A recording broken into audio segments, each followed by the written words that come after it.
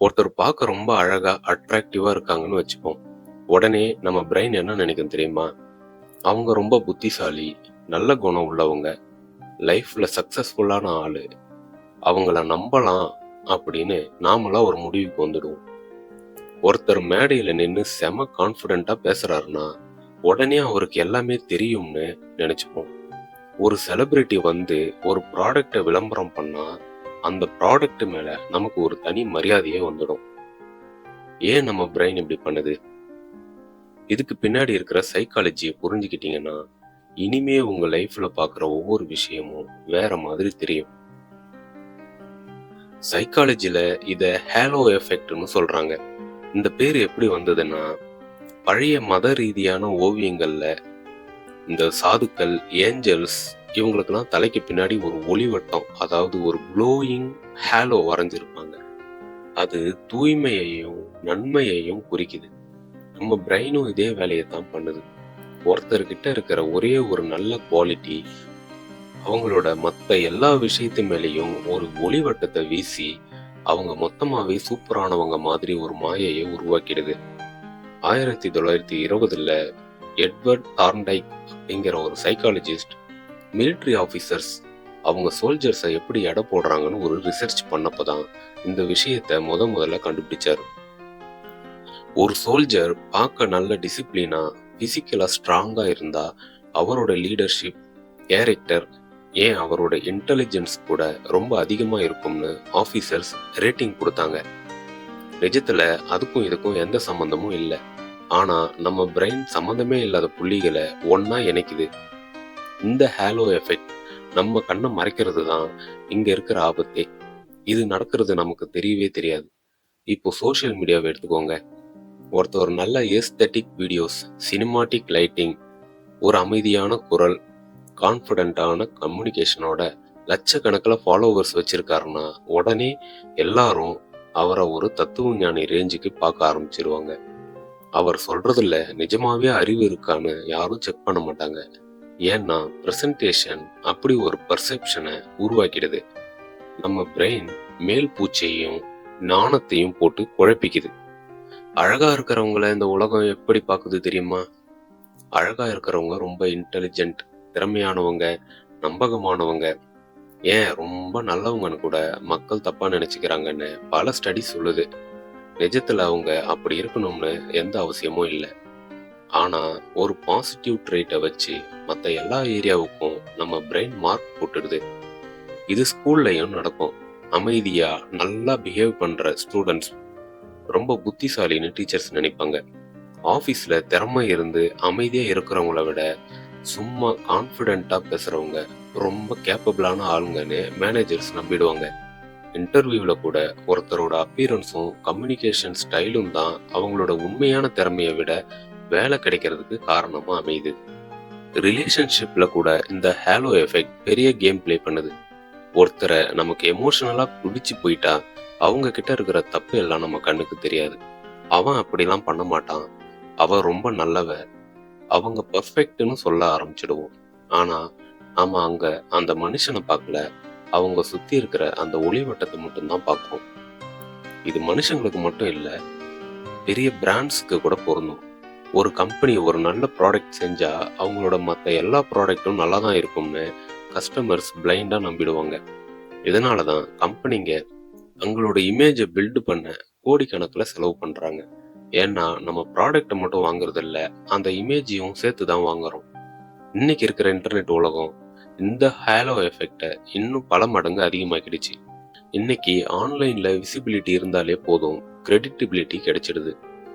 ஒரு verified badge, luxury lifestyle, அட்ராக்டிவான editing, background music, camera quality இதெல்லாம் வச்சுக்கிட்டு ஒருத்தவர் ஆன்லைன்ல செம கான்ஃபிடென்ட்டா பேசினா அவருக்கு அந்த சப்ஜெக்ட்ல பெரிய எக்ஸ்பர்டைஸ் இல்லைனாலும் மில்லியன் கணக்கான மக்களை ஈஸியா இன்ஃப்ளூயன்ஸ் பண்ணிட முடியுது.